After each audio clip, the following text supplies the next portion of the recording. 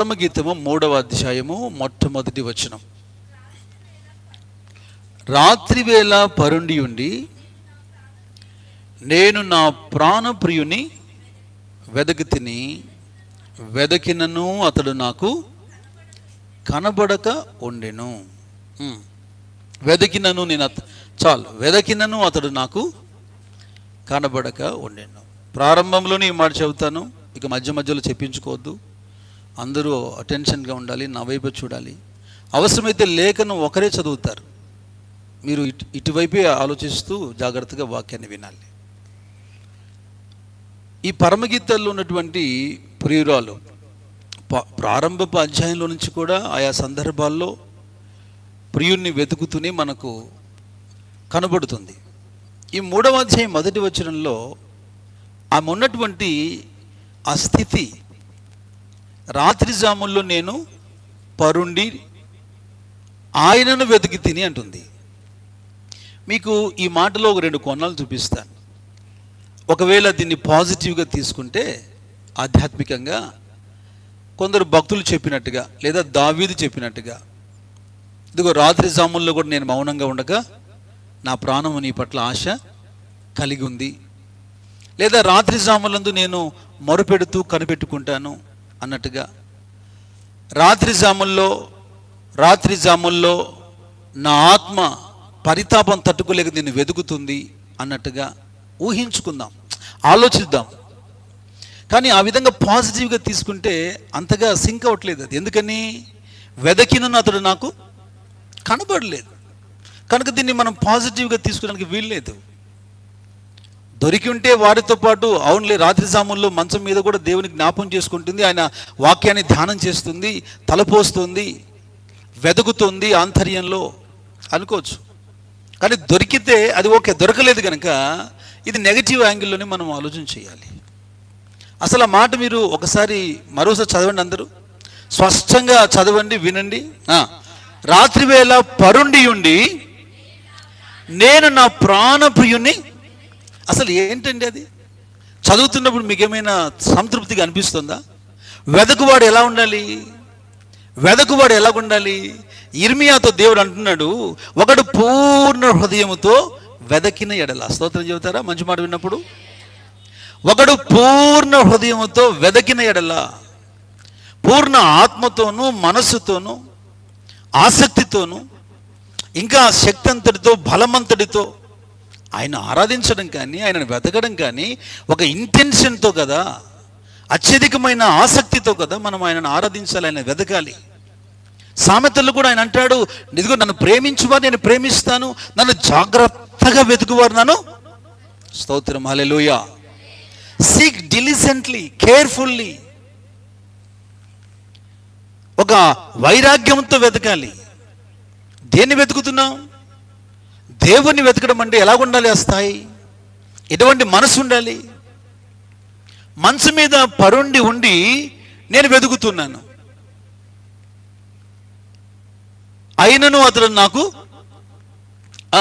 దొరకకపోయాను. ఎలా దొరుకుతాడు? యెషయా గ్రంథంలో ప్రవక్త ఒక మాట చెబుతున్నాడు, 64వ అధ్యాయం 7వ వచనం. యెషయా గ్రంథము 64వ అధ్యాయము 7వ వచనం. ప్రజల యొక్క పరిస్థితి ఎలాగుందో మీరు చూడండి. నీ నామమును బట్టి మొరపెట్టువాడు ఒకడును లేకపోయెను, నేను ఆధారం చేసుకొని తన్ను తాను ప్రోత్సాహపరుచుకున్న వాడు కూడా ఎవడు లేడు. అయితే వినండి, అయితే ఐఎమ్ ఆన్ ద బెడ్ అంటుంది కదా. మరి ఈ మంచమును, ఈ పరుపును, రాత్రి జాముల్లో పరుండి ఉండినటువంటి స్థితిని మనం దేనికి సాదృశ్యంగా తీసుకోవాలి? మరి పాజిటివ్గా అయితే అవసరం లేదు, నెగిటివ్గా తీసుకోవాలి. ఒకవైపున మనకు అజాగ్రత్త కనబడుతుంది, సోమరితనం కనబడుతుంది, పర్వాలేదులే దొరుకుతాడు అన్నట్టుగా ఉంది పరిస్థితి. చూచి చూన్నట్టుగా, వెతికినట్టుగా. ఇంకా కాస్త లోతుకెళ్తే ఆధ్యాత్మికమైన విషయాల్లో రాత్రి అనేది ఒక చీకటితో సమానం, అదొక డిప్రెషన్తో సమానం, అది గాయాలకు సాదృశ్యం, అది ఓటమికి సాదృశ్యం, లేదా ఒక రోగమునకు సాదృశ్యం, దేవుని శిక్షకు సాదృశ్యం. యెరూషలేముతో మాట్లాడుతూ, సియోనుతో మాట్లాడుతూ అతిక్రమాన్ని బట్టి నేను నిన్ను మంచం పట్టిస్తానన్నాడు దేవుడు. అంటే అర్థం ఏంటి? అది ఉగ్రతకు సాదృశ్యం. ఒకవేళ స్వయంకృత అపరాధమైన దేవుని శిక్షకు లోనైన నీ ఉన్నటువంటి ఆ స్థితి ఏంటది? మంచము పైన పరుండి ఉన్నటువంటి స్థితి. ఒకవైపున ప్రియుని పట్ల మనసు ఉంది, దేవునికి స్తోత్రం, ఆమేన్. ఎందుకంటే తెలుసు, పరిచయం ఉంది, చూశాడు, ఉద్యానవనకి వెళ్ళింది, దొరికాడు, ధవలవర్ణుడు, రత్నవర్ణుడు, 10,000 ప్రియమైన వాడని అనేకులకు విశేషత గురించి చెప్పింది. ఎండకు ఎండి వానకు తడిసి అలసిపోయి గుడారమును ఆశ్రయించి కొంతకాలం సేద తీరింది. ఈ అనుభవాలన్నీ ఉన్నాయి కనుక ఆ ప్రియుని యొక్క గొప్పతనం తనకు తెలుసు. కానీ ఉన్నటువంటి స్థితిగతుల మధ్యలో వెదకబూనుకుంటే, ఈ రోజున క్రైస్తవ్యాన్ని చూడండి మీరు, దేవుని పిల్లలమని అనుకుంటూ చలామణవుతున్న ప్రజల వైపు చూడండి. అందుకే పౌలు సంఘంతో మాట్లాడుతున్నప్పుడు మీరు ఆత్మలో తీవ్రత కలిగిన వారై అని రాశాడు. ఆమేన్. ఆసక్తి అనేది మందగిస్తుందట. ప్రారంభంలో ఉన్న ప్రేమను విడిచవని సంఘానికి హెచ్చరిక చేశాడు కదా. ఒకవైపున శ్రమ పడుతున్నా, ఒకవైపున నీతి క్రియలు కలిగి ఉన్నా, పోరాట పటిమ ఉన్నా, అయినను నీ మీద ఒక నెపమోపాలు ఏంటి? నీ ప్రారంభపు ప్రేమ కనిపించట్లేదు. ఆయనను వెతుకుతున్న విషయంలో నీ ఆసక్తి కనిపించట్లేదు, అది కనుమరుగైపోతుంది. ప్రారంభంలో ఉన్నంత ఆసక్తిగా నువ్వు ఆయనను వెతకట్లేదు. పూర్ణ హృదయం, హోల్ హార్టెడ్ అంటే అర్థం ఏంటి?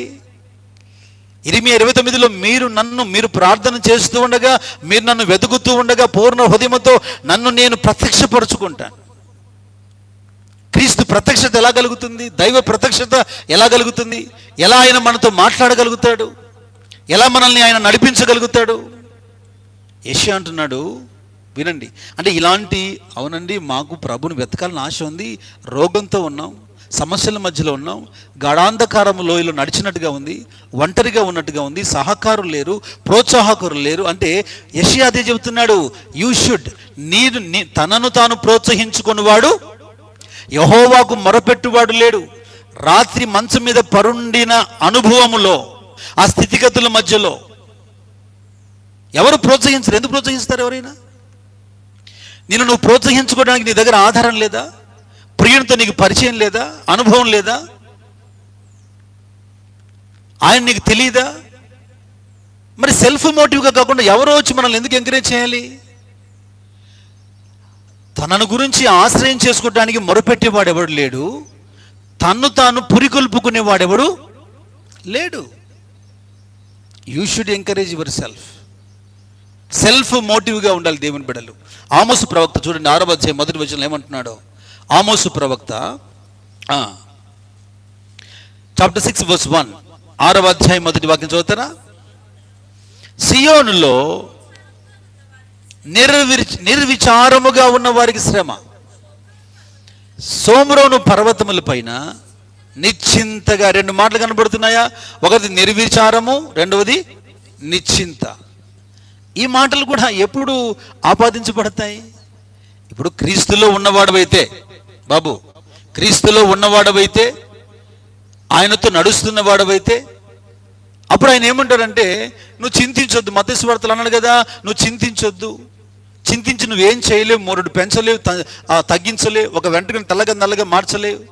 నీతో ఏది చేత కాదు గనక, నీతో ఏది చేత కాదు గనక నువ్వు చింతించి ప్రయోజనం ఏంటి అంటూ, నీ భారం యెహోవా మీద, ఇటు చూడండి, నీ భారం యెహోవా మీద మోపము, నీ చింత యావత్తు నా మీద వేయండి. రేపటి గురించి నువ్వు చింతించొద్దు. రేపు అనేది నీ కొరకు అది చింతిస్తుంది. చాలా సౌండ్ చేస్తుంది, అది బంద్ చేసేలే, బంద్ చేసే. దేవునికి స్తోత్రం చెప్పండి, హల్లెలూయా. అయితే వినండి, ప్రభువుతో ఉన్నవారికైతే, అర్థమైందా, చింతించొద్దు అంటున్నాడు. మరి ఇక్కడ అది అగైనిస్ట్గా ఉంది. చింత లేని వారి మీద కోపగించుకుంటున్నాడు. నిర్విచారముగా అంటే నిశ్చింతగా, పర్వాలేదులే చూద్దాంలే అనే వారి మీద కోపగించుకుంటున్నాడు.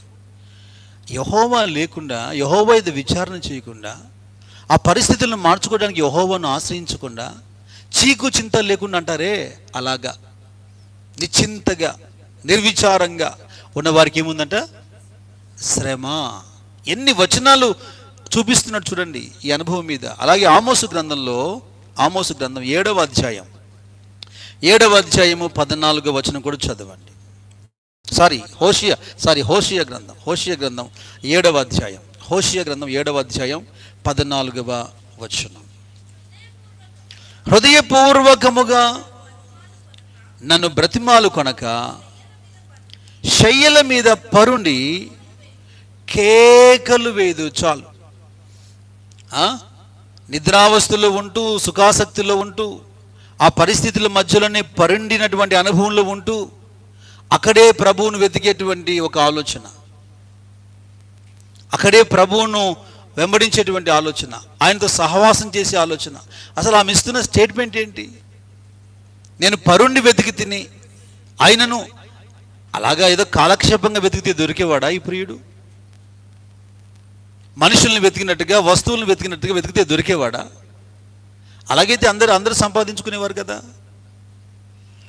ఎవడైనా నన్ను వెంబడింపగోరిన ఎడల, దేవునికి స్తోత్రం చెప్పండి, ఆమేన్.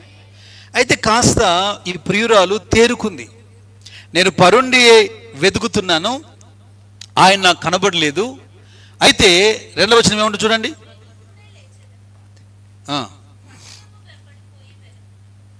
నేను ఇప్పుడే లేచేదను, పట్టణము వెంబడి వెళ్ళి వెదకుదును, సంత వీధుల్లోనూ రాజవీధుల్లోనూ తిరుగుదును, నా ప్రాణప్రియుని వెదకెదను అని నేను అనుకుంటుని. I will rise now. స్తోత్రం చెప్పరు ఒకసారి. స్తోత్రం చెప్పి నాకెళ్ళి చూడండి. ఇదేంటో నా వెంట పడుతుంది.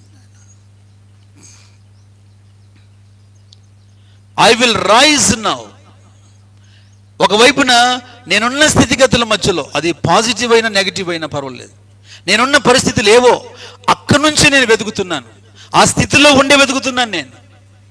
నేను లేవట్లేదు, నేను పరుండి ఉన్నాను, చీకట్లో ఉన్నాను, గాఢాంధకారంలో ఉన్నాను, బలహీనత మధ్యలో ఉన్నాను, పాపం మధ్యలో ఉన్నాను, దుఃఖంలో ఉన్నాను. అదే స్థితిలో వెతికాను, కుదరలేదు.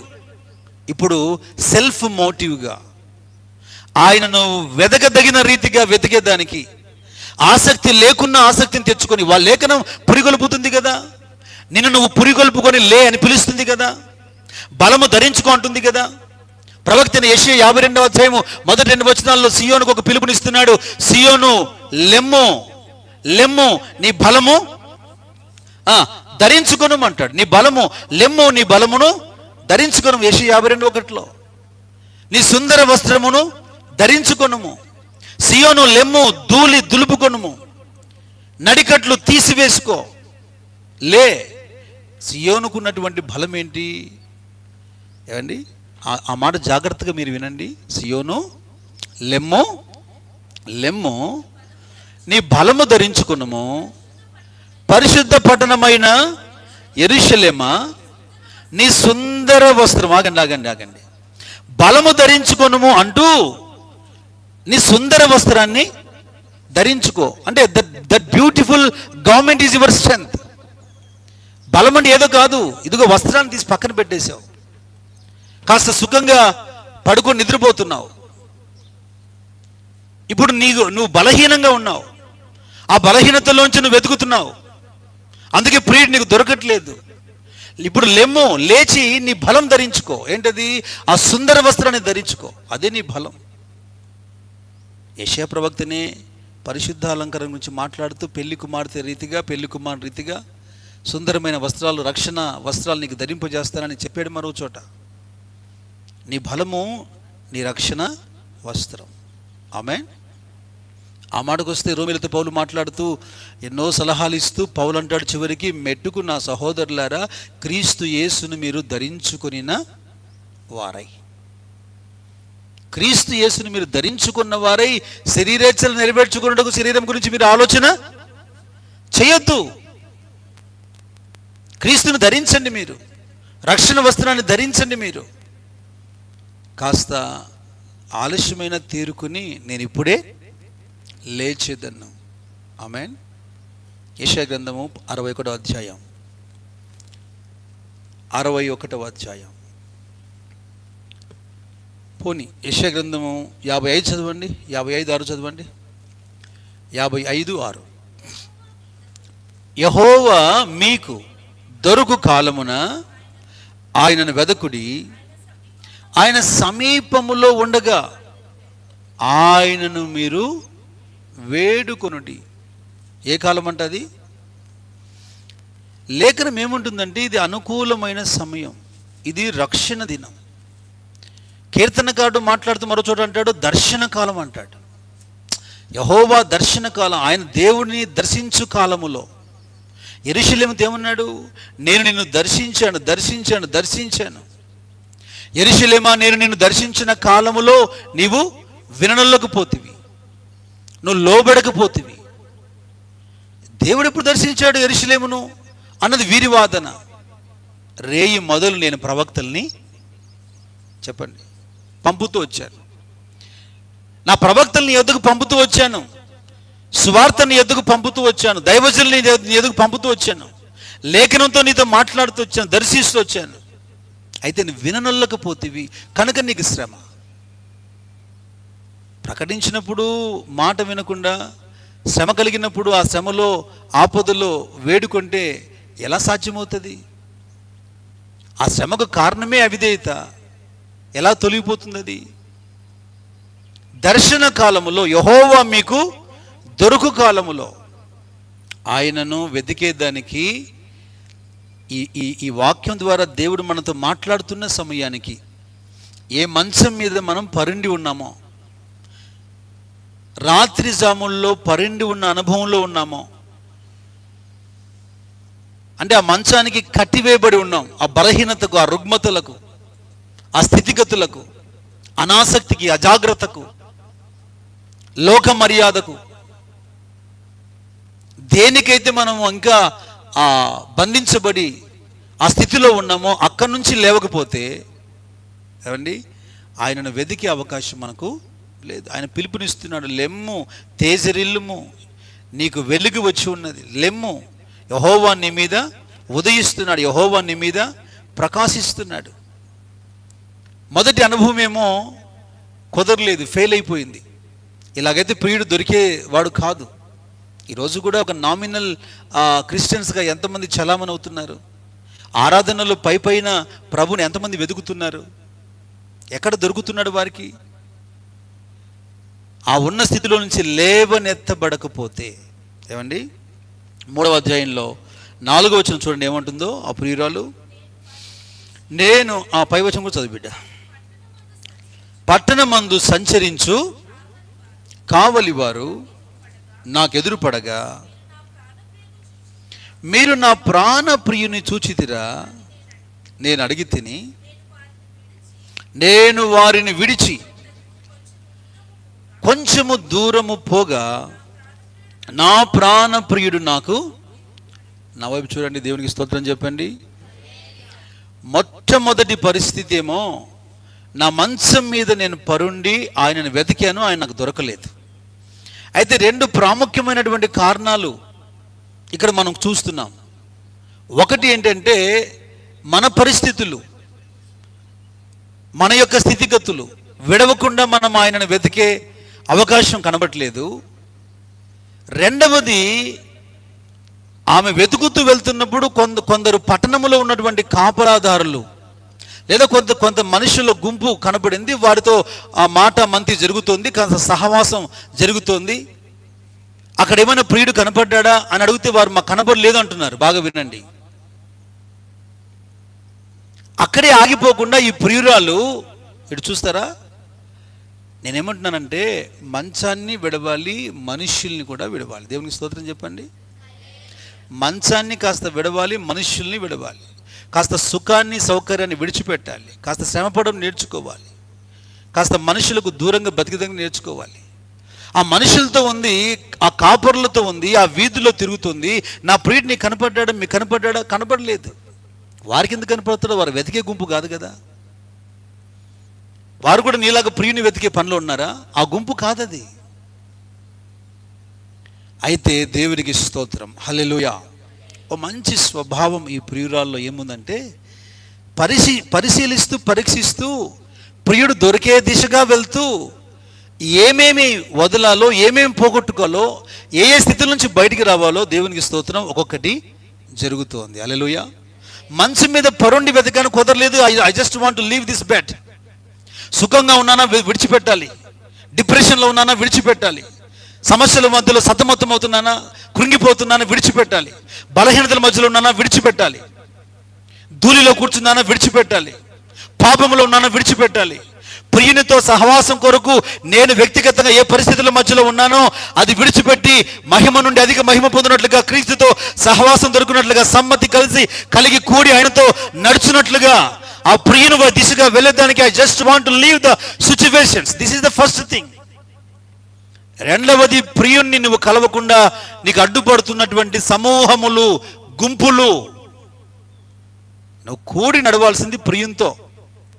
నా మట్టుకు నేను ప్రపంచంలో ఉన్న ప్రతి వ్యక్తిని విడిచిపెట్టడానికి ఒకవేళ అవసరమైతే ప్రభు కోసం ఐఎమ్ రెడీ. ఏ ఒక్క వ్యక్తి లేకపోయినా బ్రతకగలుగుతాను నేను. ఆ తీర్మానంలోకి నువ్వు రావాలి. ఎందుకంటే అన్నీ చెప్పడానికి వీలు పడదు, కానీ ఎంతో మంది ప్రజలు, భక్తులు దేవుణ్ణి అత్యధికమైన ఆసక్తితో వెంబడించాలని ఆశ కలిగి ఎవరో ఒకడు నీరుగార్చి, ఎవడో ఒకడు ఆత్మను ఆర్పి, ఎవడో ఒకడు అడ్డుపడి, ఎవడో ఒకడు అంటే ఎవడో అన్యుడు కాదు, ఎవడో దూరస్తుడు కాదు, ఎవరితో అయితే మనం మన జీవితాల్ని ముడివేసుకున్నామో. అందుకదా పౌలు తిమోతితో మాట్లాడుతున్నప్పుడు ఎలాగ సమర్పించుకున్నావు, ప్రభువుని అంగీకరించావు, చక్కటి సేవకునిగా కొనసాగుతున్నావు. జీవన సంబంధమైన విషయాల్లో జాగ్రత్తగా ఉండాలి, లోకం విషయంలో జాగ్రత్తగా ఉండాలి. నువ్వు జట్టులో చేర్చుకున్న వాని సంతోషం గురించి నువ్వు ఆలోచించాలంటే ఈ లోకం గురించి నువ్వు ఆలోచించకూడదు. If you want to please your God who called you to fulfil his plans, నీ ద్వారా ఆయన ప్రణాళిక నెరవేర్చడానికి ఎట్టి ఉన్నతమైన పిలుపునిచ్చాడో ఆయన మీద గురి పెట్టకుండా, సైనికుడు ఎవడు ఈ లోకం గురించి ఆలోచన చేయడు. ఆలోచన చేస్తే జట్టులో చేర్చుకున్న వాడిని సంతోషపరచలేడు. తనను సైన్యంలో చేర్చుకున్న వాని కోసం ప్రయాసపడాలి, పోరాటం చేయాలి, సంతోషింపచేయాలి. కనుక జీవన సంబంధమైన వ్యాపకాల్లో వారు, ఇది ప్రభు చేసే సహాయం కాదు. ఆ ప్రార్థన వ్యర్థమవుతుంది. ప్రభు నేను చిక్కుకున్నాను, ప్రభు కాపాడండి, కుదరదు. వాక్యానికి విరుద్ధమైన ప్రార్థన అది. నీకు కమాండ్ చేస్తున్నాడు, నీకు జ్ఞానం ఉంది కదా, ఈ సహవాసం అవసరం లేదా, వదిలేయి. ఈ స్నేహితుడు అవసరం లేదా, పక్కన పెట్టేయి. ఈ బంధుత్వం అవసరం లేదా. నీ ఆత్మీయ ప్రగతికి, ప్రియుని అడుగు జాడల వెంట, మంద అడుగు జాడల వెంట నడిచేదానికి నీకు అడ్డుగా ఉన్న ప్రతి గుంపుకు నువ్వు దూరంగా వెళ్ళకపోతే ఎలాగ దొరుకుతారు నీకు ప్రియుడు? అందరూ ఉండాలి, అందులో నేను ఉండాలి, నా పక్కన ప్రియుడు. ఇది కుదరని పని. ఇది లోకంతో కలిసి నడిచేవాడు కాదైనా. నా దేవుడు మనోనేత్రములను వెలిగించును గాక. పర్లేదులేండి, మరీ అంత వైరాగ్యం దేనికి? ప్రియుడు దొరికితే దొరుకుతాడు. ఇప్పుడు అవకాశం ఎందుకు పోగొట్టుకోవాలి? నన్ను ప్రేమిస్తున్నారట, నన్ను కోరి వచ్చారట, నాతో సహవాసం కోరుకుంటున్నారు. మరి వీరిలో ఎవరైనా ఒక గుంపుని వెంటబెట్టుకుని వెళ్ళిందా, ఒక్కతిగా వెళ్ళిందా వెతికేదానికి? మీకు దొరకలేదా? మీరు పక్కకి వెళ్ళండి. I just want to move on. ఆమేన్. ఆత్మీయంగా ఎదగకుండా నీకు అడ్డుపడుతున్నటువంటి మనుష్యులను అధిగమించి దాటి ఏముంటుంది? ఆ వచనం మళ్ళీ చదవండి. దేవునికి స్తోత్రం. హల్లెలూయా. చెప్పండి, అందరూ చెప్పండి, మళ్ళీ చెప్పండి. ఎవరెవరిని మీరు విడవాలో యేసుతో నడిచేదానికి. స్తోత్రం చెప్పరే, స్తోత్రం చెప్పండి అని చెప్పాలి, హల్లెలూయా చెప్పండి అని చెప్పాలి. ఏం చేయాలంటే మనం ప్రియుణ్ణి అతి శీఘ్రముగా కలుసుకునేందుకు, ఆయన అడుగుజాడల్లో ఆయనతో కలిసి నడిచేదానికి, ఆయన ఉద్యానవనానికి వెళ్ళి ఆయన ప్రేమను సంపాదించుకోవడానికి, ఆయన విందుశాలకి వెళ్ళి ఆయనతో తృప్తిపరచబడ్డానికి, ఎవరెవరిని విడిచిపెట్టాలో, ఏదేది విడిచిపెట్టాలో అది వెంటనే తీర్మానం చేసి విడిచిపెట్టి ఇంకాస్త ముందుకు వెళ్ళకపోతే, ఆమేన్. ఈ మాట అద్భుతకరంగా ఉంది. నాకు వివరించగలుగుతున్నాను లేదు, కానీ నా ఆత్మలో ఎంత సంతోషం అవుతుంది ఈ ఉదయకాల సమయంలో. I just want to move on, I just want to move on. ఇంకా ఇంకా ఇంకా ప్రజలందరినీ విడిచిపెట్టి పిలుపునకు తగినట్టుగా, దర్శనానికి తగినట్టుగా, ప్రియుడు నడిపిస్తున్నటువంటి దిశగా, ఉద్యాన వనము దిశగా, గుడారపు దిశగా, ఆయనను కలుసుకునేంత వరకు ప్రయాణాన్ని ఎక్కడ ఆపకుండా అటుగా మనుషుల్ని విడిచిపెడుతూ వెళ్ళడానికి దేవునికి స్తోత్రం. ఆమె నా దేవుడు మీకు శక్తి సామర్థ్యములను ఆత్మ నడిపింపును దయచేయాలి. హల్లెలూయా. ఆ బౌన్స్లో ఉండకూడదు మీరు. యేసుక్రీస్తు ప్రభు కూడా చాలా స్పష్టంగా చెప్పాడు మత్తయి సువార్తలో, ఎవడైనా నన్ను వెంబడింపగోరిన యెడల తన్ను తాను ఉపేక్షించుకొని తన సిలువనెత్తుకొని నన్ను వెంబడించాలి. You should deny yourself. అంటే భుజము పైన సిలువ భారం తప్ప వేరొక భారం ఉండకూడదు. ఏంటండి కుటుంబము పిల్లలు ఇవంతా అవసరం లేదు, అది భారం కాదు. అది సిలువ నీ భుజాల మీద ఉన్నప్పుడు దేవునికి స్తోత్రం చెప్పండి, అది మళ్ళీ ప్రత్యేక భారం కాదు. అది సిలువ నీ భుజం మీద లేనప్పుడే అది భారం అవుతుంది తప్ప సిలువ భుజాన్ని మీద ఉంటే అదెందుకు భారం అవుతుంది? గాడ్ గివెన్ కదా, దేవుడిచ్చింది కదా, అది నీకు భారం ఎందుకు అవుతుంది? అది ఆయన చూస్తాడు. మనకున్నది ఈ సిలువ పక్కన పెట్టి ఇది ఎత్తుకున్నాం కనుక భుజాన అది మనకు బరువు అనిపిస్తుంది. నా రాజ్యాన్ని నీతిని మొదట వెదకండి, it is all things added to you. ఆమేన్. సింపుల్. ఎందుకు భారం? రాజ్యము నీతిని మొదట వెదకండి, ఇవన్నీ నీకు కలుగుతాయి, విస్తరిస్తాయి, దొరుకుతాయి, నేనే ఇస్తానంటున్నాడు ఆయన. మనం వినం కదా ఆ దిశగా. ఆమె నేను ఒక మాట చెబుతాను, బాగా వినండి. ఒక రెండు మూడు ఉదాహరణలు నాకు జ్ఞాపకం వస్తున్నాయి. యేసుక్రీస్తు ప్రభు యెరికో మార్గం గుండా వెళ్తున్నప్పుడు త్రోవ పక్కన కూర్చున్నటువంటి ఒక గురుడ్డి భిక్షకుడు, యేసుక్రీస్తు ప్రభు అటుగా వెళ్తున్నాడన్న మాట విని వాడు ఏం చేశాడు? స్టోరీ చెప్పని మనకు తెలుసు. ఏం చేశాడు వాడు?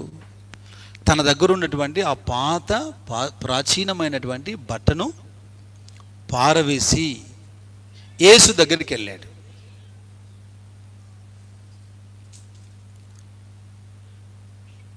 ఆ బట్టను పారవేసి యేసు దగ్గరికి వెళ్ళాడు. బాగా వినండి. నేను ఇందాక అదే చెబుతూ వచ్చాను. ఏ స్థితిలో ఉన్నారో మీరు ఒకరు లేయండమ్మా. ఏ స్థితిలో ఉన్నారో ఆ స్థితిలో నుంచి మీరు లేవనెత్తబడకపోతే, అట్లా ఏదైనా డిస్టర్బెన్స్ ఉన్నప్పుడు నువ్వు వచ్చి కొద్దిగా లైవ్ బంద్ చేసేది, మళ్ళీ పాజ్ చేసి మళ్ళీ చేయొచ్చు. కూర్చో. ఏ స్థితిలో ఉన్నారో మీరు అదే స్థితిలో నుంచి విడిచి వెళ్ళకపోతే మీకు ప్రభువు దొరకడు అని నేను చెబుతున్నాను. ఇది మనకే బాగా దేవుడు వార్నింగ్ ఇస్తున్నాడు. మనల్ని మనం ప్రేమించుకోకుండా కాస్త అభివృద్ధి దిశగా వెళ్ళాలంటే యూ షుడ్ లీవ్. మనమున్న పరిస్థితులు కూడా మనం వదిలిపెడితే మంచి. దేవునికి స్తోత్రం చెప్పండి. మళ్ళీ వచ్చి అడుకోవాల్సిన పరిస్థితి నాకు రాదు. సంవత్సరాల తరబడి నాతో పాటు ఉన్న ఈ మలినమైన వస్త్రంతో నాకు పని లేదు. గుడ్డివాణి కనుక నాకు ఎవరితో లేరు. ఈ బట్టనే కొన్ని సంవత్సరాలుగా నాతో సహవాసం చేస్తుంది. ఇదే నా బ్రతుకు తెరువు. ఇది లేకుంటే బ్రతకలేను నేను. కానీ యేసును సమీపిస్తున్నాను కనుక, ప్రియుని సమీపిస్తున్నాను కనుక తిరిగి ప్రాచీనమైన బ్రతుకుతో సహవాసంతో ఈ బట్టతో ఈ బ్రతుకుతో పనికి రాదని నమ్మాడు కనుక, విశ్వసించాడు కనుక ప్రియుడు దొరికాడు వానికి. పాపాత్మురాలన్న స్త్రీ ఆ పరిశుని ఇంట ప్రభు భోజనాన్ని కూర్చున్నప్పుడు పరిగెత్తుకొని వచ్చి అత్తరు పూసి పాదం దగ్గర ఏడుస్తూ ఆ అత్తరు బుడ్డిని పగలగొట్టి, గతంలో అత్తరు బుడ్డి దేనికి వాడిందో, అత్తరుతో ఏం ప్రయోజనం పొందిందో, ఎవరిని ఆకర్షించడానికి అత్తరు ఉపయోగించిందో, ఇప్పుడు ఆ అత్తరు బుడ్డి పగలగొట్టి యేసు పాదాలకు పూసేసి ఇక తిరిగి అత్తరుతో నాకు పని లేదు, లోక సంబంధమైనటువంటి ఈ సువాసన ఆకర్షణ నాకు అవసరం లేదు. ఈరోజు నా ప్రియుడు నన్ను ఆయన సువాసనగా మార్చబడబోతున్నాడు, మారుస్తున్నాడు. నమ్మింది, విశ్వసించింది కనుక పాపాత్మురాలను అందరు విసిపు చూపులు చూస్తున్నప్పటికి కూడా తెగించి ప్రభువుకు సమీపంగా వెళ్ళకపోతే ప్రియుడు ఆమెకు దొరికేవాడు కాదు. ఆమేన్. ఒకరు, ఇద్దరు, ముగ్గురు, నలుగురు, 5 భర్తలను మార్చి ఇంకా పాప ఉదాహంలోనే కొనసాగుతున్నటువంటి అనుభవానికి సాదృశ్యంగా ఊరి వెలపడ ఎక్కడో ఉన్నటువంటి బావి దగ్గరికి మధ్యాహ్నం కడవ పట్టుకుని వెళ్ళినటువంటి సమరీ స్త్రీ, యేసుక్రీస్తు ప్రభు ఆమెతో మాట్లాడుతున్నాడు. ఆమెలో ఉన్నటువంటి దాహాన్ని గుర్తుపట్టాడు. ఆయన మాటలను విని ఆమె ప్రవక్త అనింది. కానీ జీవజలం ఇస్తానని ఆయన మాట్లాడుతున్నప్పుడు ఆ ప్రభువును ఆలస్యంగా గుర్తుపట్టినా అక్కడ ఒకే ఒక అంశం రాశారు. ఆమె తన కడవను లేదా ఆ కుండను విడిచిపెట్టి అని. దేవునికి స్తోత్రం చెప్పండి. నేను చెబుతున్న ప్రతి మనుషులు వాళ్ళ ప్రాచీన స్థితిని అక్కడ విడిచిపెట్టి కాస్త ముందుకెళ్తేనే ప్రభువు దొరికాడు. బోధలు విని బాగా చెప్పలు ఈ కర్మ ఏంటి? సేవకులకు మార్కులు దేనికి? ఆ రోజు ఆ వాక్యం వింటున్నామంటే మన జీవితానికి అది ప్రయోజనకరంగా ఉందా లేదా, అందులో దేవుడు మాతో ఏదైనా మాట్లాడుతున్నాడా లేదా, ఏ స్థితిలో నేను ఉన్నాను, అది తీసుకుని ఎలాగ నేను ముందుకెళ్ళాలి, ఇది మనకు ఉండాల్సిన ఆలోచన. ఎవరు ఏ అంశాన్ని ఎలా చెబుతారో, ఎవరు బాగా చెప్పారో బాగా చెప్పలు ఇది కాదు మనకు. ఇందుకోసం కాదు మనం చూడాల్సింది వర్తమానాల్ని. దేవుడు మాట్లాడుతున్న సమయానికి ఈ మనుషులు ఏ స్థితిలో ఉన్నా ముందుకెళ్తారు. జక్కయ్య ఉన్నాడు, యేసు ఆ మార్గంలో వస్తుండగా చూడ్డానికి ఆశ కలిగింది, కేవలం చూడాలని మాత్రమే ఆశపడ్డాడు. వెళ్ళి ఒక చెట్టుకి కూర్చున్నాడు. అందరింట్లో బస చేస్తున్నట్టుగా నీ ఇంట్లో కూడా బస చేస్తాను రా అని ప్రభు పిలిచాడు జక్కయ్యని. విందుతో ఆపేశాడా? భోజనంతో ఆపేశాడా? పశ్చాత్తాపం ప్రభు చెప్పాడా? ప్రభు జక్కయ్యకు ఒక క్లాస్ బిక్కాడా? నరకానికి వెళ్తామని హెచ్చరిక చేశాడా? జక్కయ్య ఏమంటున్నాడంటే ఈ వడ్డీ వ్యాపారము, ఈ పాపము లేదా ఈ దుర్మార్గంగా సంపాదించేది ఎవరి దగ్గర తీసుకున్నానో ఇదంతా నేను విడిచిపెడుతున్నానని, తనకున్న ఐశ్వర్యాన్ని విడిచిపెట్టి 4 రెట్లు తిరిగి చెల్లిస్తూ ఆస్తిపాస్తులు అమ్ముకొని వదులు, అవసరం లేదు అని ఒక అడుగు ముందుకు వేయకపోతే రక్షకుడు దొరికేవాడా? ఆ ఇంటికి రక్షణ కలిగేదా? ప్రియుణ్ణి వెదకడంలో ఆశ ఉండాలి.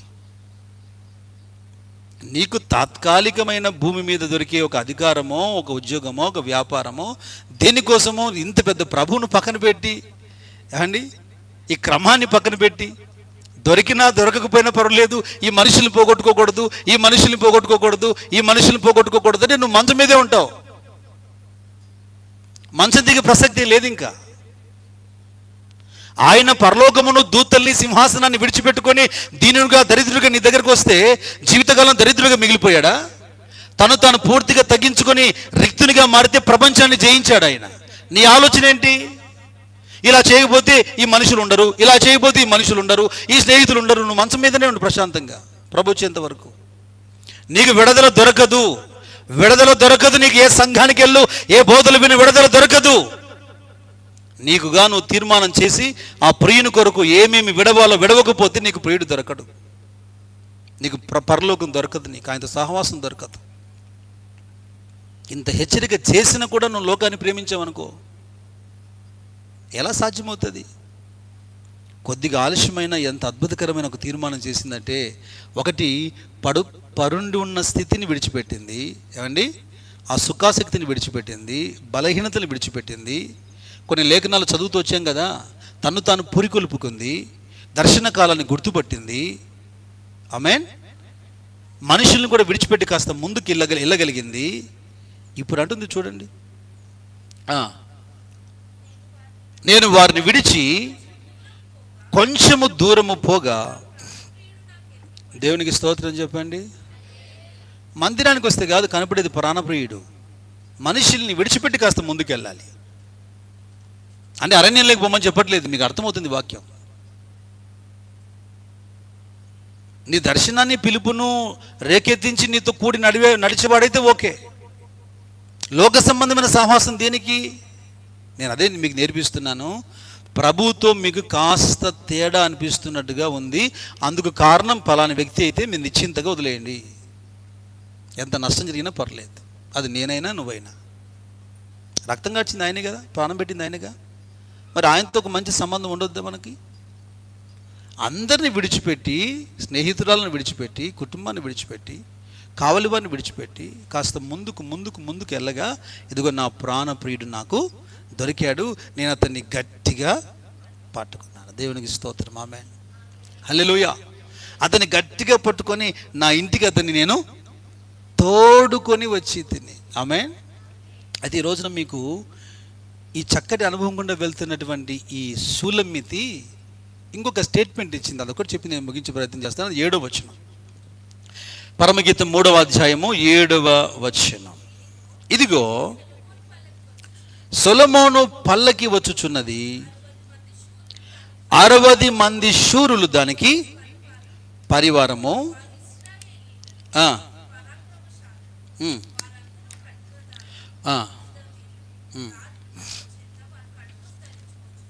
ఉమ్. అయితే సరే సరే, ప్రియురాలు ఇప్పుడు అంటుంది, ఏం చెబుతుందంటే, ఇదిగో ఆ మాట 7వ వచనం, సొలొమోను పల్లకి వచ్చుచున్నది. అందరు చెప్పండి మాట, సొలొమోను పల్లకి వచ్చుచు ఉన్నది. దేవునికి స్తోత్రం, ఆమేన్. ఎంత అద్భుతకరంగా ఉంది ఈ మాట. ఇది తను మంచం విడవక మునుపు, ఇటు చూడండి, మంచం మీద పరుండి చెబితే నమ్మేదానికి లేదు, లేదా సంత వీధుల్లో ఇతరుల గుంపులతో కలిసి విహరిస్తున్నప్పుడు చెబితే ఎవడు నమ్మడు. అది విడిచిపెట్టి, ఇది విడిచిపెట్టి కాస్త ముందుకెళ్ళి ప్రియుణ్ణి కలుసుకొని కొన్ని అనుభవాలు తెలుసుకొని ఇప్పుడు సమాజానికి ఒక పిలుపు, ఒక స్టేట్మెంట్ ఇస్తుంది. తాను వెళ్ళినటువంటి అనుభవం గుండా ప్రజలు వెళ్ళేదానికి ఒక స్టేట్మెంట్ ఇస్తుంది. ప్రజల్ని పురికొల్పుతోంది, ఒక బూర శబ్దం చేస్తోంది, హెచ్చరిక చేస్తోంది, ఒక సంతోషకరమైనటువంటి వార్త చెబుతోంది. ఇదిగో సొలొమోను పల్లకి వచ్చుచూ ఉన్నది, ఇదిగో సొలొమోను పల్లకి వచ్చుచూ ఉన్నది. ఏంటి ఈ సొలొమోను పల్లకి? ఎక్కడి నుంచి వస్తుంది ఆ సొలొమోను పల్లకి? ఏం మోసుకొని వస్తుంది ఆ సొలొమోను పల్లకి? ఈ సొలొమోను పల్లకి ఈ ప్రియురాలని వివాహ వేదికకు తీసుకెళ్లేదానికి వస్తూ ఉంది. ఆమేన్, హల్లెలూయా. పెళ్లి కుమార్తెను వివాహ వేదికకు తీసుకెళ్లేదానికి సొలొమోను పల్లకి వస్తూ ఉంది. హల్లెలూయా. పై వచనం చూడండి, 6వ వచనంలో, ధూపస్తంభముల వలె అరణ్య మార్గముగా వచ్చు ఇది ఏమి, గోపరసముతో సాంబ్రాణితోను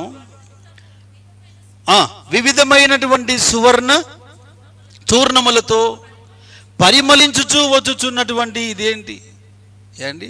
పల్లకి ఒకరిని కూర్చోబెట్టుకొని రాణులను మోసేది పల్లకి, రాజులను మోసేది పల్లకి.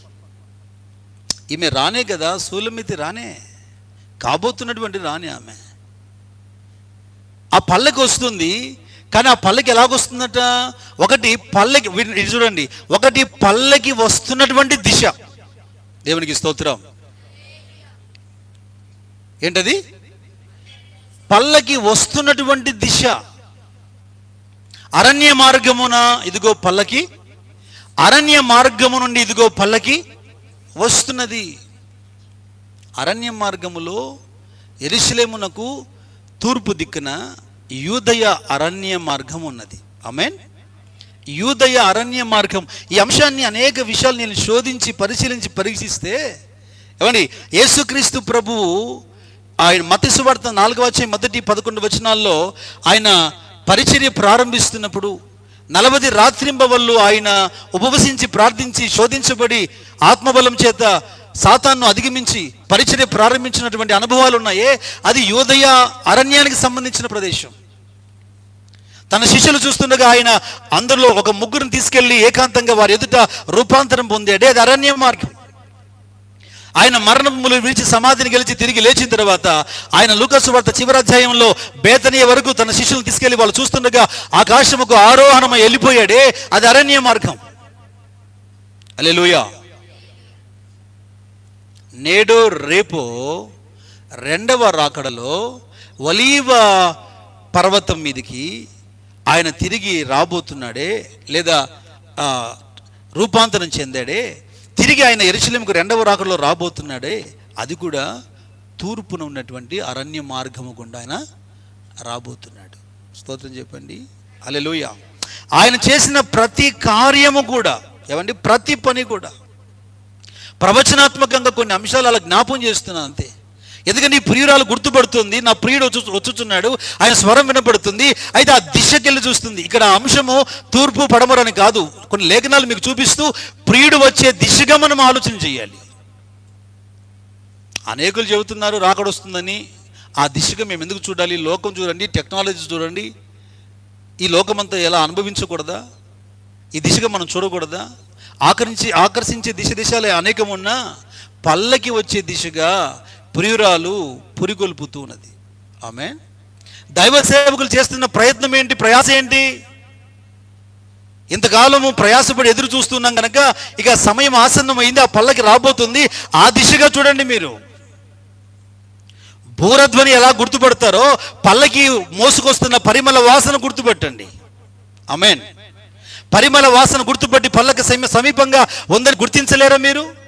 అది సాధారణమైనటువంటి పల్లకి కాదు, సాధారణమైనటువంటి సువాసన కాదు. అది పల్లకి వస్తూ వస్తూ గోపరసముతోను సాంబ్రాణితోను వర్తకులమ్మ వివిధమైన సుగంధ చూర్ణములతోను పరిమళించుచూ వచ్చుచున్నటువంటి ఇది ఏంటి? ఇది సొలొమోను పల్లకి.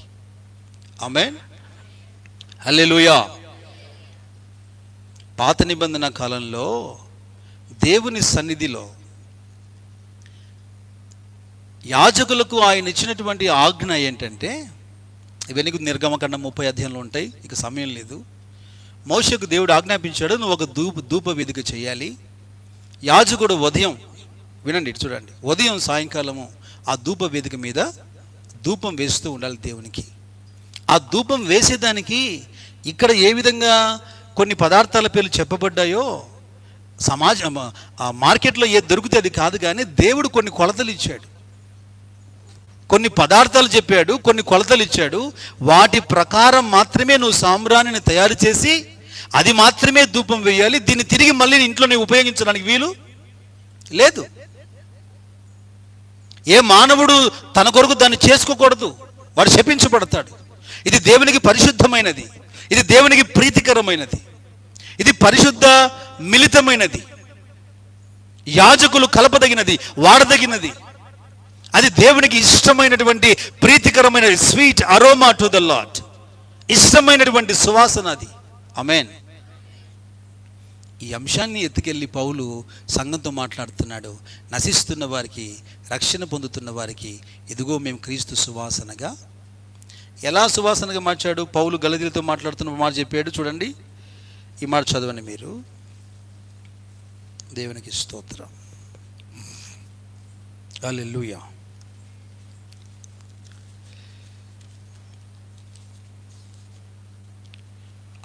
ఎఫెసీ పత్రిక 5వ అధ్యాయం చేయండి. ఎఫెసీ పత్రిక 5వ అధ్యాయం 1-2 వచనాలు. అపోస్తలుడైన పౌలు ఎఫెసీ రాసిన పత్రిక 5వ అధ్యాయం 1-2 వచనాలు. కావున ప్రియులైనటువంటి పిల్లల వలె దేవుని పోలి నడుచుకొనుడి, క్రీస్తు మిమ్మును ప్రేమించి పరిమళ వాసనగా ఉండుటకై మన కొరకు దేవునికి స్తోత్రం చెప్పండి ఒకసారి గట్టిగా. నగ్గలు చూడండి. ఈ పల్లకికి లోక సంబంధమైనటువంటి సౌందర్యాలు పెడితేనో, లోక సంబంధమైనటువంటి అత్తర్లు పూస్తేనో ఈ పరిమళం రాలేదు. ఈ సొలొమోను పల్లకి పరిమళించడానికి, గుబాలించడానికి ఆ ప్రియుడు తన రక్తాన్ని గార్చి ప్రాణత్యాగమే చేశాడు. దేవునికి స్తోత్రం. హల్లెలూయా. ఆయన అంగీకరించబడితే బలిపీఠం మీద నుంచి, ధూప వేదిక మీద నుంచి పుట్టినటువంటి పరిమళ వాసన ఇది. లోకంలో ఉండగా ఆయన కూడా విధేయుడై తన్ను అంగీకరించే వానికి కన్నీళ్లతో విజ్ఞాపన చేసి విధేయత నేర్చుకొని బలి అర్పణ గావించబడ్డాడు గనక కలిగినటువంటి సువాసన ఇది. ప్రియునికి కలిగినటువంటి ఈ పరిమళ వాసన ఏం చేశాడు ఆయన? తను ఎందరు అంగీకరిస్తున్నారో వారందరికీ. ఆమేన్. పౌలు సంఘంతో చెబుతున్నాడు, అరే మనం ఎలాగుంది పౌలు గారు, మీరు వస్తుంటే పరిమళ వాసన వస్తుందండి. ఎఫెసీలో సంఘాన్ని చూస్తుంటే పరిమళ వాసన వస్తుందండి. ఎలా సాధ్యమైంది? ఇదిగో తన్ను తాను అప్పగించుకున్నాడు. ప్రియురాలు గుర్తుపట్టేసింది, ఇది సాధారణమైనటువంటి రాజులు సాధారణంగా వాడే వాసన కాదు, ఇది సొలొమోను పల్లకే. ఆమేన్. రాకడ దినాలు గుర్తుపడుతున్నావా? ఆ ఫ్రాగ్రెన్స్ నీకు గ్రహించగలుగుతున్నావా? కేవలం బూర శబ్దమే కాదు, ఆ సిచ్యువేషన్, ఆ వాతావరణం, అత్తరుబుడ్డి పగిలిపోతే ఆ ఇల్లంతా సువాసన రాలేదా? రక్షణ గురించిన ఆ వాసన, ఆ సంతోషకరమైనటువంటి వాతావరణం ఎంత అద్భుతకరంగా చెబుతుందంటే, అలా వివరిస్తూ ఇదిగో సొలొమోను పల్లకి వచ్చుచూ ఉన్నది. 11వ వచనం బిడ్డ. 11వ వచనం. సియోను కుమార్తెలారా వేంచేయుడి, కిరీటము ధరించిన సొలొమోను రాజును చూడుడి. చదువు చాలు. ఇప్పుడు వినండి, సొలొమోను పల్లకి వస్తుంది. ఏమండి, ఆ పల్లకి ఏమి ఎంటీగా లేదు, వరుడు వస్తున్నాడు. దేవునికి స్తోత్రం. ఆమేన్. వధువును తీసుకెళ్ళడానికి వరుడు వస్తున్నాడు. వరుడు వివాహానికి సిద్ధపడి వస్తున్నాడు. వివాహానికి అతని శిరస్సు మీద కిరీటం కూడా పెట్టి ఉన్నారు. యెరూషలేము కుమార్తెలారా రండి, వచ్చి సొలొమోనును చూడండి, సొలొమోను పల్లకిని చూడండి, సొలొమోను ధరించినటువంటి కిరీటం చూడండి, పరిశుద్ధుడు పరిశుద్ధుడు పరిశుద్ధుడని రాయబడిన కిరీటం చూడండి, ఆయన నామమును ఆయన ధరించి ఉన్నాడు. జయించిన వాడు ధరించిన కిరీటాన్ని చూడండి. ఇప్పుడు ఆ పల్లకి నువ్వు ఎక్కాలి. ఆమేన్. ఇది వధువు కొరకు తీసుకురాబడుతున్నటువంటి పల్లకి. హల్లెలూయా. ఏమి అద్భుతకరమైన వివరణ అండి. ఎంత అద్భుతకరమైనటువంటి సంఘమునకు క్రీస్తునకు ప్రియుని కలిగినటువంటి విశేషమైన రాబోతున్న అనుభవాలను దేవుడు మనకు వివరిస్తున్నాడు. మీరు గ్రహిస్తున్నారా? హల్లెలూయా. అయితే చివరిగా నేను ఒక్క మాట చెప్పి ముగిస్తాను. ఇలా డైరెక్ట్ కనెక్షన్ మనకు లేఖనాలకు కనపడదు, కానీ ఎందుకు వర్ణించకూడదో నేను అడుగుతున్నాను. ఇది ఏదైనా అభిప్రాయం కాస్త వేరుగా ఉంది, తప్పుగా ఉందంటే సరి చేసుకుంటాం, కానీ ఎందుకు అలా ఆలోచించకూడదు? ఈ సొలొమోను పల్లకిని ఇలా ఎందుకు ఉదాహరించకూడదు? ప్రకటన గ్రంథంలోకి రండి, ఒక మాట చదవండి. ప్రకటన గ్రంథం 21వ అధ్యాయం 2-3 వచనాలు చదవండి. ప్రకటన గ్రంథం 21వ అధ్యాయము. మరియు నేను నూతనమైనటువంటి యెరూషలేమును అను ఆ పరిశుద్ధ పట్టణమును తన భర్త కొరకు అలంకరింపబడినటువంటి పెళ్లి కుమార్తె వలెను పరలోకము నుండి దిగివచ్చుట నేను. స్తోత్రం చెప్పండి. మంచి స్వరాలు మంచిగా వినండి. మంచి మాట విన్నప్పుడు మీరే స్తోత్రం చెప్పండి. ఇప్పుడు ఆ ప్రియురాలు చెబుతుంది ఏదో సాధారణమైన వివాహం సంబంధించిన పల్లకి కాదు కదా. అక్కడ వరుడు వధువు క్రీస్తు సంఘానికి సాదృశ్యం అయితే ఆ పల్లకి రాబోతుందంటే ఏ పల్లకి వస్తుంది? ఇదిగో భక్తుడు అంటున్నాడు, నూతన యెరూషలేము దిగివచ్చుచు ఉన్నది. ఆమేన్. మరి సొలొమోను పల్లకి అలంకరించబడినట్టుగా యెరూషలేము ఏమైనా అలంకరించబడిందా అంటే మీరు 21వ అధ్యాయంలో 19వ వచనం చూడండి. 19వ వచనం. ఆ పట్టణపు ప్రాకారపు పునాదులు అమూల్యమైన నానా విధములైన రత్నములతో అలంకరింపబడి ఉండెను. మొదటి పునాది సూర్యకాంతపు రాయి. చాలా ఇంకా ఆ స్టోరీ అంతా మనకు అవసరం లేదు, కానీ ఏంటది? అది అలంకరించబడిందంట. నానా విధమైనటువంటి అమూల్యమైనటువంటి నానా విధమైనటువంటి రత్నములతో అది అలంకరించబడింది.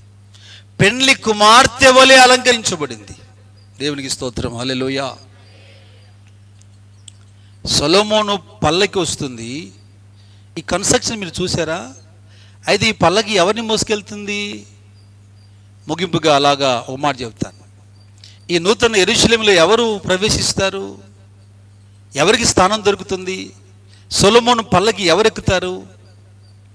ఎవరైతే ఆ ప్రారంభపు అనుభవాల్ని, ఆ మంచాన్ని విడిచిపెట్టారో, పరిండి ఉండినటువంటి అనుభవం నుంచి లేచారో, బలహీనతల నుంచి లేచారో, ఒకరితో నాకేంటి పని అని తను తాను పురిగొల్పుకున్నాడో, దేవుని వెంబడించేదానికి వీధుల్లో వెతికాడో, లోక సంబంధమైన సహవాసాలకు దూరంగా ప్రియుని కోసం ఇంకా ముందుకు పరిగెత్తాడో, రాబోతున్నటువంటి ఆ సువాసన, ఆ ఫ్రాగ్రెన్స్ని ఎవరైతే గుర్తుపట్టి సిద్ధపడ్డారో, ఆమేన్, హల్లెలూయా, వారిని ఈ సొలొమోను పల్లకి ఏమండి వివాహ వేదికకు తీసుకెళ్తుంది. హల్లెలూయా.